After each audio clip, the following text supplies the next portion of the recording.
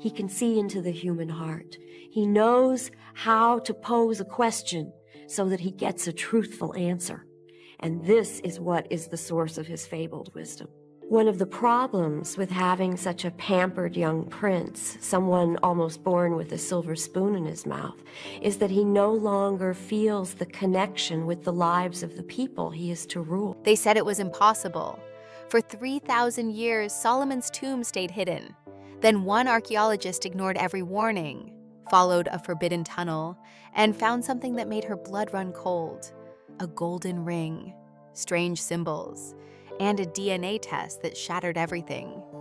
When the results came back, scientists went silent. Religious leaders panicked.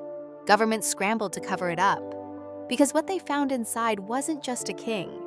What an unbelievable moment it must have been for Solomon to walk outside and realize that somehow he was in tune with the language of the flowers. He listened carefully to their case and responded in a innovative, gut kind of fashion.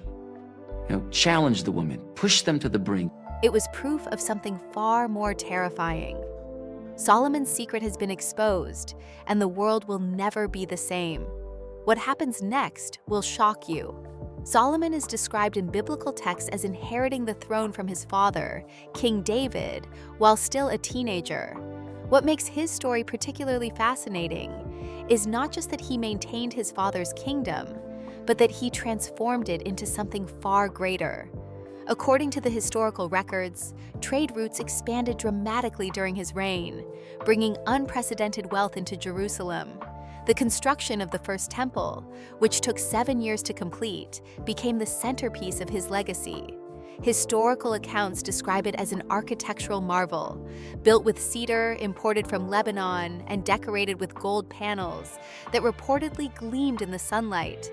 The stories of Solomon's wisdom have become legendary.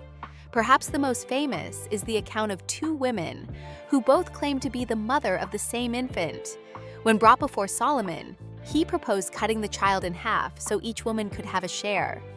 One woman agreed to this solution, while the other immediately offered to give up her claim rather than see the child harmed.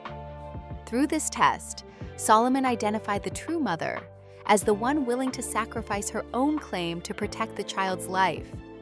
This single judgment became a defining moment that spread his reputation for wisdom throughout the ancient world. The Queen of Sheba's visit to Solomon's court is another well-documented episode. According to both biblical and historical sources, she traveled from her distant kingdom bringing gifts of gold, spices, and precious stones. The accounts suggest she came specifically to test Solomon's legendary wisdom with difficult questions and riddles. Rather than merely meeting her expectations, the historical narrative indicates he exceeded them, leaving her impressed not only by his intellect, but by the prosperity and organization of his kingdom. Solomon's influence extended far beyond the borders of ancient Israel. Trade expeditions reportedly sailed to distant lands, some scholars suggesting locations in East Africa or the Arabian Peninsula, returning with ivory, exotic animals, and valuable goods. Archaeological excavations in the Timna Valley in southern Israel have uncovered extensive copper mining operations from this period, providing physical evidence of the industrial scale of Solomon's economic activities. These mines would have been a significant source of wealth, supporting the lavish building projects and international trade that characterized his reign. Yet despite all this historical and archaeological evidence of Solomon's existence and achievements, one critical piece has always been missing. There is no confirmed location for his tomb. No monument marks his burial site.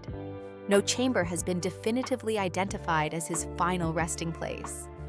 Over the centuries, numerous theories have emerged. Some researchers were convinced that the tomb must be located beneath the Temple Mount, the site where Solomon's temple once stood. Others speculated about hidden caves or sealed chambers somewhere in the hills surrounding Jerusalem. The problem was that every search, whether conducted by medieval explorers or modern archaeologists, ended without success. By the late 20th century, most academic experts had essentially given up on ever finding the tomb. Too many expeditions had returned empty-handed. too many promising leads had turned into dead ends. The prevailing opinion was that if the tomb had ever existed in a form that could be discovered, it had likely been destroyed centuries ago during one of the many invasions and reconstructions that Jerusalem had endured throughout its long history. However, things began to shift in recent years when Dr. Emily Carter, an archaeologist with expertise in ancient texts, was conducting research in Jerusalem's historical archives. Her work typically involved examining old manuscripts and administrative records from various periods of Jerusalem's history. During one of these sessions, she came across something unusual in tax records dating back to the time period associated with Solomon's reign. Buried within routine financial documents written in ancient Hebrew was a reference to payments being sent to a location that wasn't mentioned in any of the standard historical records. The reference pointed to an area near what is known today as the City of David, the oldest settled part of Jerusalem. The City of David is considered by archaeologists to be one of the most important sites for understanding ancient Jerusalem. It's the area where the original city was established, long before it expanded to become the larger Jerusalem we know today. The site has been the focus of ongoing archaeological work for decades, with excavations regularly uncovering artifacts and structures that correspond with events and periods described in historical texts. Armed with this new information from the archives, Dr. Carter assembled a research team and began planning an investigation. They brought in ground-penetrating radar technology, equipment capable of detecting structures and voids beneath the surface without the need for immediate excavation. The team focused their attention on a rugged slope in the Silwan area, just outside the ancient city walls. The terrain was challenging, with unstable limestone and difficult working conditions. Political tensions in the area also created complications, as archaeological work in Jerusalem often does, given the site's religious and cultural significance to multiple groups. The team worked methodically, scanning section after section of the hillside. Days turned into weeks without any significant findings. The ground seemed determined to keep its secrets. Then nature intervened in an unexpected way. A sudden rainstorm, heavier than usual for the season, swept through the area. The water loosened soil on the hillside and revealed a slight depression in the earth that hadn't been visible before. It was a small detail, easily missed under normal circumstances. But something about it caught the attention of one of the team members. When they directed their radar equipment at this newly exposed area, the results were striking. The scans showed clear evidence of man-made tunnels running beneath the surface. These weren't natural cave formations created by water erosion or geological processes. The radar images showed deliberate construction, tunnels carved into the bedrock at a depth of approximately 13 meters below ground level. Even more intriguing, the tunnel system appeared to include what looked like false passages and dead ends, suggesting it had been designed with security in mind. The team's excitement was tempered by the technical challenges ahead. Ancient tunnel systems are notoriously unstable. Centuries of earthquakes, water damage, and the simple weight of the earth above can make them prone to collapse. Every step forward would need to be carefully planned and executed. One miscalculation could destroy whatever lay within, or worse, endanger the researchers themselves. But there was also a growing sense that they were on the verge of something significant. As they prepared to investigate further, the team came across a local story that had been passed down through generations. Shepherds in the area had long spoken of a particular hillside that seemed to glow faintly under moonlight, as if the rocks themselves held something luminous. Most had dismissed it as folklore, the kind of tale that grows and changes with each retelling. But standing there, looking at the newly discovered tunnel entrance, Dr. Carter and her team began to wonder if there might be some truth buried within that old story. Something about the silence of the place, the way the ancient stones seemed to be holding their breath, suggested they were close to answers that had eluded searchers for thousands of years. The process of actually accessing what lay beyond the sealed tunnel entrance proved to be far more complex than simply removing a few stones. After weeks of careful preparation and site stabilization, Dr. Carter's team found themselves facing what can only be described as an ancient security system. the entrance wasn't just blocked. It was protected by a sophisticated arrangement of stone slabs and hidden mechanisms that had been engineered specifically to prevent unauthorized access. The main barrier was a massive stone slab, positioned in such a way that attempting to force it open could trigger a collapse of the entire tunnel system. As the team examined the structure more closely, they discovered that the builders had incorporated false pathways into the design. These dead-end passages were positioned to fool anyone trying to navigate the tunnel network, and some appeared to be deliberately constructed to collapse if disturbed. It was an impressive feat of ancient engineering, designed to protect whatever lay beyond from grave robbers and thieves. What made the challenge even more intriguing were the markings discovered near the entrance. Carved into the stone were 7 distinct lines of ancient Hebrew text, accompanied by symbols arranged in a specific pattern. Dr. Carter, drawing on her expertise in ancient texts, recognized that the number 7 held particular significance. The first temple, according to historical records, took 7 years to build. This wasn't mere decoration or random scratching on stone. These markings appeared to be a deliberate clue, a sequence that needed to be understood before the seal could be safely opened. The team brought in laser scanning equipment and 3-dimensional mapping technology to document every detail of the tunnel structure. They needed to understand exactly how the ancient builders had constructed this barrier before they could attempt to bypass it. The work was painstakingly slow. Each groove, each stone placement, each potential mechanism had to be analyzed and recorded. The weight of the mountain pressed down on them, quite literally, as they worked in the cramped tunnel space. The air was thick and still, and every sound seemed amplified in the confined space. For 3 consecutive days, the team worked in shifts, adjusting what appeared to be ancient lever systems and carefully aligning stone components that seemed to function as a kind of mechanical lock. The tension was palpable. Everyone understood that one wrong move could bury not just their work, but potentially the researchers themselves. The tunnel seemed to grow quieter the deeper they progressed, as if the mountain itself was aware of what they were attempting. Then on the 3rd day, something shifted. There was a deep grinding sound, the unmistakable noise of stone moving against stone after centuries of stillness. Dust began falling from the ceiling, and for a moment everyone froze, uncertain whether they had succeeded or triggered a collapse. The stone slab, massive and heavy, began to move incrementally. It wasn't a smooth or quick process, but slowly, agonizingly, a dark gap began to appear. Cold air, stale but ancient, began flowing out from the opening. The team stepped back instinctively, staring into the darkness beyond. There was no sound coming from within, no movement, just an empty blackness that seemed to swallow their flashlight beams. Dr. Carter raised her hand, signaling everyone to remain silent and still. This was the moment they had been working toward, but now that it had arrived, the weight of it was almost overwhelming. They were about to enter a space that hadn't been opened in thousands of years. When they finally stepped through the opening, flashlights cutting through the darkness, what they saw stopped them completely. The chamber was larger than they had anticipated, and it was filled with objects that gleamed even under the dim light of their torches. Gold vessels lined the walls, their surfaces covered with ancient Hebrew inscriptions. The craftsmanship was extraordinary, far beyond what might have been expected from this period. Each piece appeared to have been carefully placed, as if the chamber had been arranged with deliberate intention. The air itself was unusual. There was a scent, faint but distinctive, that filled the chamber.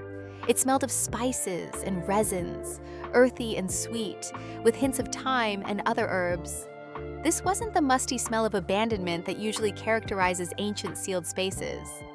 It was almost as if the contents had been preserved in some way that kept them from deteriorating completely over the millennia. At the far end of the chamber stood what immediately drew everyone's attention. A 7-branched menorah, heavy and ornate, rose from the floor. Its design matched descriptions from historical texts about the temple furnishings. The curves were precise, the base solid, and decorated with intricate patterns. If this was indeed from the period of the First Temple, it would be an archaeological discovery of immense significance. The menorah had long been a symbol associated with ancient Israel, and finding what might be an original example was extraordinary. But the menorah was just the beginning. As the team's eyes adjusted and they began exploring the chamber more systematically, they discovered evidence of extensive trade networks. Fragments of silk, faded but still identifiable, suggested connections to distant eastern lands, possibly India or China. Delicate ivory carvings bore the hallmarks of African craftsmanship, indicating trade relationships with kingdoms to the south. Small boxes, some still latched shut after all these centuries, contained jewelry, earrings, and chains decorated with emeralds, rubies, and lapis lazuli. One of the archaeologists, overwhelmed by the sheer quantity and quality of the artifacts, made an informal comment comparing the contents to major museum collections. The wealth represented in this single chamber was staggering. These weren't just valuable objects. They were evidence of a vast trading empire, connections spanning across continents, and resources that matched the biblical descriptions of Solomon's legendary wealth. Perhaps most remarkable was a sealed clay jar that the team carefully opened. When the seal was broken, a small puff of air escaped, carrying with it the scent of spices that had been locked away for 3,000 years. Saffron, frankincense, and something with a citrus note filled the chamber briefly. The spices were so well preserved that they still retained their aromatic properties, a testament to the sealing techniques used by the ancient builders.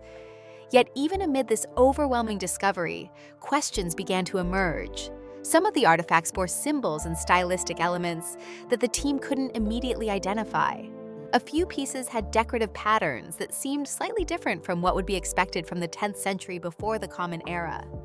This raised the possibility that not everything in the chamber dated from the same period. Could some items have been added later, perhaps by Solomon's son Rehoboam, or by another ruler who wanted to contribute to what was already becoming a legendary site? The team was acutely aware that they needed to proceed with extreme caution. Every item needed to be documented in its original position before anything was moved or examined more closely. Laser scanners were brought in to create detailed three-dimensional maps of the chamber and the placement of every object. Photography was conducted from multiple angles, and detailed notes were recorded about each artifact's condition and location. The menorah alone represented a potential breakthrough in understanding the First Temple period. If its authenticity could be confirmed through detailed analysis of the metalwork and comparison with historical descriptions, it would provide physical evidence for accounts that many scholars had previously treated as primarily literary or symbolic rather than historical. However, the team remained cautious about drawing premature conclusions. The chamber was impressive, and the artifacts were clearly ancient and valuable, but this still didn't answer the primary question that had driven the search. This room, for all its treasures, didn't look like a burial chamber. There was no sarcophagus, no obvious place where a body would have been laid to rest. The arrangement suggested something different, perhaps a treasury or a repository for sacred objects, rather than a tomb. Despite this uncertainty, the discovery was undeniably significant. The combination of religious artifacts, trade goods, and precious materials painted a picture consistent with the biblical accounts of Solomon's reign, a kingdom wealthy enough to import silk from the east, ivory from Africa, and precious stones from multiple sources. A ruler who commanded the resources to create elaborate golden vessels and maintain a temple with furnishings as magnificent as the menorah before them. As the initial shock wore off and the team began the careful work of documentation and analysis, they realized that this chamber, whatever its original purpose, was likely not the end of the story. The architectural features suggested additional spaces beyond what they could currently see. The tunnel system appeared to extend further into the bedrock. And most intriguingly, the chamber felt like a gateway to something deeper, something that the ancient builders had gone to extraordinary lengths to protect and conceal. While the treasure chamber had captured everyone's initial attention, it was the markings on the walls that ultimately proved to be even more intriguing. As Dr. Carter's team moved beyond cataloging the golden vessels and precious artifacts, they began examining the chamber's surfaces more carefully. What they discovered was a complex network of carvings and inscriptions that seemed to tell a story far more elaborate than simply marking a storage room for valuable objects. The most prominent marking was a star-shaped seal carved into the stone with remarkable precision. The symbol was sharp and deliberate, executed by someone who clearly knew exactly what they were creating. According to ancient texts and legends, this particular design was associated with King Solomon himself. Historical sources describe it not merely as a royal emblem, but as something that carried deeper significance. Some traditions suggested it represented authority and wisdom, while more mystical interpretations claimed it held symbolic power over the natural and supernatural worlds. Surrounding this central star were geometric patterns that caught the team's attention for a different reason entirely. These weren't decorative flourishes or artistic embellishments. The lines, angles, and spirals were arranged with mathematical precision. Some of the patterns appeared to represent architectural measurements and ratios. Others showed calculations and geometric proofs that seemed remarkably sophisticated for the 10th century before the Common Era. One team member with a background in ancient mathematics commented that the level of precision suggested knowledge that historians hadn't previously attributed to this time period. The discovery of clay tablets in a corner of the chamber added another layer to the mystery. These weren't scattered randomly, but appeared to have been deliberately stacked and positioned. The tablets bore dense Hebrew script, with varying levels of preservation. Some were partially faded, while others remained perfectly legible despite the passage of 3 millennia. The team began the careful process of translation, working through the ancient text line by line. One tablet contained descriptions of temple dimensions that corresponded almost exactly with passages from the biblical book of 1 Kings. The measurements, the materials, the layout, all matched the textual descriptions that scholars had studied for generations. This provided a remarkable correlation between the written historical record and physical evidence from the period. However, another tablet presented something quite different. The language became more complex, the structure less straightforward. Rather than reading like a standard record or inventory, this text had the quality of encoded information, perhaps instructions or knowledge that was meant to be understood only by those who knew how to interpret it. This particular tablet made reference to something it described as a key, though not necessarily a physical object. The phrasing suggested hidden knowledge, or perhaps a method for accessing deeper understanding. Some team members immediately drew connections to mystical texts attributed to Solomon, ancient writings that discussed rituals, symbols, and esoteric wisdom. These texts had long been dismissed by mainstream scholars as medieval fabrications, but finding similar references in what appeared to be genuinely ancient material raised uncomfortable questions about their possible historical foundations. Then someone noticed the chest. It had been tucked into a small recess in the wall, positioned in shadow, and easily overlooked amid the more obvious treasures. The chest was roughly the size of a modern carry-on bag, constructed from wood that had somehow survived the centuries and bound with metal fittings. The same star symbol from the wall had been carved into its surface. There were no obvious hinges or locks, no clear indication of how it was meant to be opened. The team gathered around, but made a collective decision not to attempt opening it immediately. The risk was too great. After thousands of years, the structural integrity of the chest was unknown.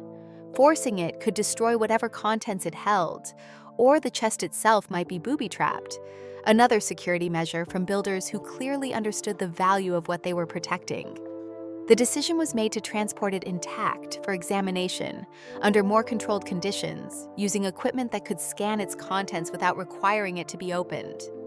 Just as the team thought they had documented the major features of the chamber, someone noticed an anomaly in one section of the carved patterns.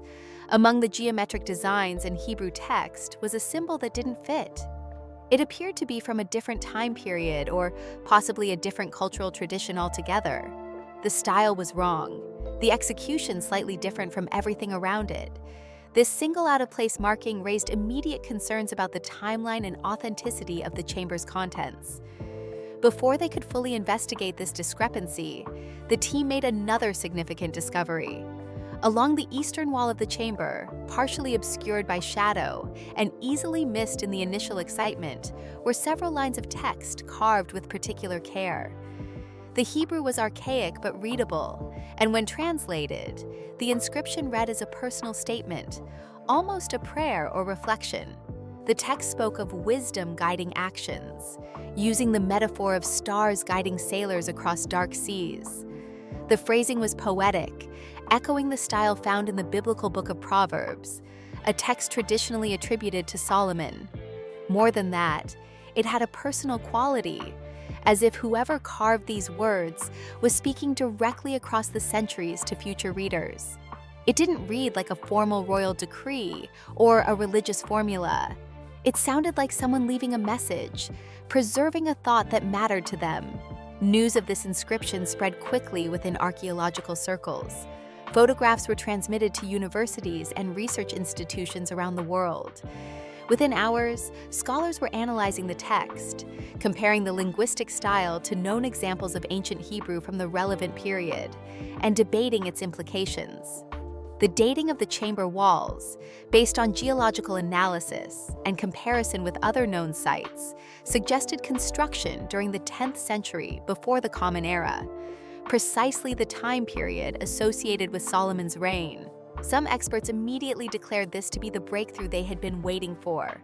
The combination of the location, the artifacts, the architectural style, and now this personal inscription seemed to create a compelling case. Here was potential evidence, not just of Solomon's existence, which most historians already accepted, but of his direct involvement in creating the space. The inscription provided what scholars call a primary source, a first-hand account rather than later descriptions or religious texts compiled centuries after the events they describe. However, not everyone was convinced. Critics began raising objections almost immediately. Some questioned whether the inscription was genuinely ancient, or whether it might have been added later by someone wanting to create a connection to Solomon. The carving technique was examined closely, with some arguing that it appeared too refined, too well preserved for its supposed age. Others pointed to minor stylistic elements that seemed inconsistent with known examples of 10th century Hebrew script. The debate intensified when additional inscriptions were found near the back of the chamber. These described a royal visit in the mid-10th century, before the Common Era by a foreign queen.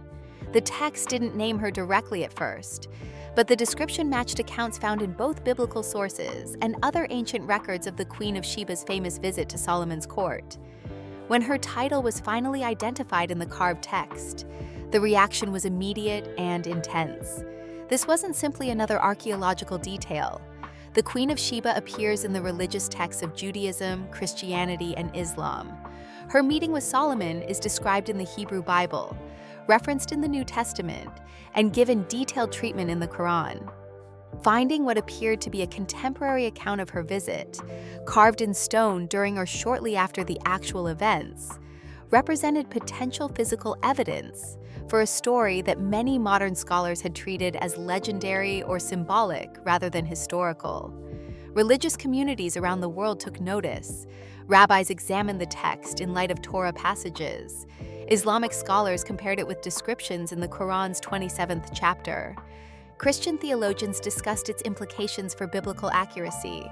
The discovery seemed to bridge the gap between religious tradition and archaeological evidence in a way that few findings ever had. Yet this very significance made many researchers more cautious rather than less. Some scholars argued that the timing seemed too convenient, the details too perfectly aligned with what people expected to find. Questions were raised about whether certain elements of the carving showed stylistic features from later periods. Could this have been added centuries after Solomon by devoted scribes or priests wanting to honor his memory and that of his famous visitor? Or worse, could modern forgers have somehow gained access to the site? The debate spread beyond academic journals and conference halls. Online forums exploded with arguments. Some Islamic scholars pointed out that the Quran portrays Solomon as righteous and humble, not given to accumulating excessive wealth, which seemed to conflict with the treasure-filled chamber. Political tensions in Jerusalem, already high given the city's significance to multiple religious traditions, became more acute as various groups debated who had the right to make claims about the site and its contents. Beneath the controversy, however, lay something potentially more significant. If the inscriptions were authentic, they suggested more than just a ceremonial visit. The text implied an ongoing relationship, diplomatic exchanges, shared knowledge, and cooperative trade agreements between two ancient kingdoms. This would mean that the biblical and Quranic accounts weren't merely religious parables, but preserved memories of actual historical events and relationships. The team found themselves caught in the middle of debates that went far beyond archaeology. Every new translation was scrutinized, not just for historical accuracy, but for religious and political implications. The chamber that had seemed so silent and abandoned when they first entered it had become one of the most discussed and contested sites in the world, and they still hadn't reached the deepest part of the tunnel system. As the team continued their careful examination of the chamber, a discovery was made that would shift the entire investigation once again. Behind the cracked stone table that had sat undisturbed in the corner for millennia, partially hidden by shadow and dust, lay a single gold ring. At first glance, it appeared to be just another piece of jewelry among the many precious objects scattered throughout the chamber. But when the light caught its surface at the right angle, everyone in the room understood that this was something different. Carved into the face of the ring was a six-pointed star. The symbol was rough and hand-worked, clearly ancient in its execution. It bore enough resemblance to what later became known as the Star of David to immediately capture attention, though this version was more primitive and less refined than modern representations. The team handled it with extreme care, using specialized tools to lift it without causing any damage. Even before laboratory analysis, there was a sense that this object carried particular significance. The ring was transported to a secure facility where metallurgical testing could be conducted. The analysis of the gold's composition, the trace elements present in the metal, and the oxidation patterns all pointed to manufacture during the 10th century before the Common Era. The results aligned perfectly with the dating of the chamber itself and with the historical period of Solomon's reign. But scientific confirmation only intensified the questions rather than settling them. If this ring was genuinely from Solomon's era, it potentially represented something extraordinary. Ancient kings used signet rings as official seals, pressing them into wax or clay to authenticate documents, decrees, and trade agreements. A royal seal was the ancient equivalent of a signature, carrying legal and political authority. The possibility that this ring might have been used by Solomon himself to authorize communications with foreign powers, including perhaps the Queen of Sheba, or to validate trade contracts with Phoenician merchants, made it far more than a piece of jewelry. However, caution remained necessary. Other similar rings had been discovered from later periods, particularly from the 8th century before the Common Era during the reign of King Hezekiah. The Star of David, as a widely recognized Jewish symbol, didn't become prominent in Jewish tradition until much later in history. Some scholars argue that its appearance on a ring from Solomon's time would be anachronistic, suggesting either that the ring was from a later period or that the symbol had earlier origins than previously understood. The team spent days examining every microscopic detail of the ring. Each scratch, each wear pattern, each imperfection in the metal was analyzed and debated. The work required specialized microscopes and laser scanning equipment. The ring was kept in a controlled atmosphere to prevent any further deterioration. Even breathing too close to it was discouraged, as moisture and carbon dioxide from human breath could potentially affect the ancient metal. While this analysis continued, something unexpected happened back at the excavation site. The team had returned to complete their documentation of the chamber when they heard a faint sound, like stones settling or shifting somewhere deeper in the structure. Following standard safety protocols, they immediately evacuated and waited for the movement to stop. When they cautiously returned, they noticed something they had somehow missed before. behind where the ring had been found, partially concealed by the angle of the wall and the play of shadows, was another section of carved stone. Initially, it appeared to be more decorative patterns, similar to what they had seen elsewhere in the chamber. But as they cleaned away centuries of accumulated dust and examined it more closely, they realized they were looking at something completely different. The marks on this section of wall weren't geometric patterns or written text. They were arranged in repeating sequences with careful spacing and small symbolic notations that looked less like words and more like instructions for sound. Dr. Carter, who had experience with various forms of ancient writing systems, recognized what they might be seeing. These appeared to be musical notations, a way of recording melodies or instrumental arrangements. The concept wasn't entirely unprecedented. Ancient civilizations did develop methods for preserving musical information, though examples were rare and often fragmentary. But finding something like this, well preserved and apparently complete, was remarkable. The symbols corresponded with instruments known to have existed during the biblical period. Some markings clearly related to stringed instruments, particularly harps and lyres. According to historical records, King David, Solomon's father, had been accomplished with the 10-stringed harp, and musical worship had been an important part of temple ceremonies. The biblical text of 1 Chronicles describes elaborate musical arrangements for temple services, with specific roles for different instruments and voices. Finding actual notations from this period would provide unprecedented insight into how that music actually sounded. Music historians and archaeologists specializing in ancient instruments were immediately consulted. The debate about authenticity began almost as soon as the images were shared. Some experts argued that the style matched what little was known about early Hebrew musical traditions. Others claimed the notations showed influence from Babylonian musical theory, which they argued was too advanced or too foreign to have been present in 10th century Jerusalem. A few suggested the markings appeared too sophisticated and well-preserved to be as old as the chamber itself. Back at the site, one of the younger team members, who had some musical training, attempted to recreate the sounds indicated by the carvings. Using a replica of an ancient harp, the attempt was hesitant and imperfect, but even the crude approximation produced something that gave everyone pause. The melody, if that's what it was, had a haunting quality. It didn't sound random or experimental. It sounded intentional, structured, like it had been composed with specific purpose and meaning. The team documented everything with painstaking care. High-resolution laser scans captured every detail of the carvings. Photographs were taken under different lighting conditions. Measurements were recorded with precision instruments. The risk of damage was too great to allow any casual interaction with the site. One wrong touch, one accidental brush against the ancient stone, could erase information that had survived for 3,000 years.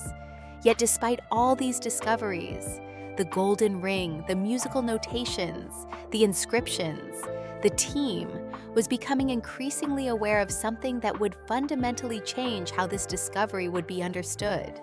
For all the excitement and all the evidence pointing toward Solomon, they still hadn't found what they had originally set out to discover. There was nobody there, no sarcophagus, no royal burial.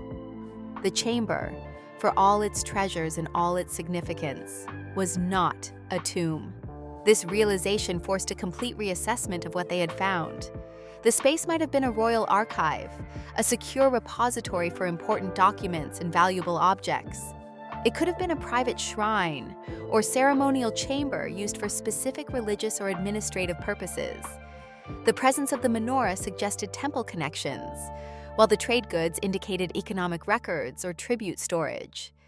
But it wasn't where Solomon had been laid to rest. The implications were significant. Headlines around the world had already proclaimed the discovery of Solomon's tomb. News reports had spread the story globally. Religious communities had responded with everything from celebration to skepticism to anger. And now the team had to explain that while they had found something remarkable and historically important, they hadn't actually found what the search had been seeking for centuries. Dr. Carter and her colleagues faced this challenge directly. In interviews and preliminary reports, they explained that the chamber represented a major archaeological discovery, regardless of whether it was a burial site. The artifacts alone provided valuable information about 10th century life, trade, craftsmanship, and cultural connections. The inscriptions, if confirmed as authentic, would be primary source documents from a period where such evidence is extremely rare. Even if this wasn't Solomon's tomb, it was clearly connected to the royal administration of ancient Israel during the period of the United Monarchy. But they also acknowledged that the tunnel system appeared to continue deeper into the bedrock. Ground-penetrating radar and acoustic testing suggested additional hollow spaces beneath and beyond the chamber they had accessed. There were geometric patterns in the rock that didn't appear natural. The ancient builders had clearly created something more extensive than what had been revealed so far. However, further excavation faced enormous obstacles. The site's location near the Temple Mount, one of the most religiously and politically sensitive locations on Earth, meant that every action required extensive permissions and negotiations. The Temple Mount is sacred to Judaism, Christianity, and Islam.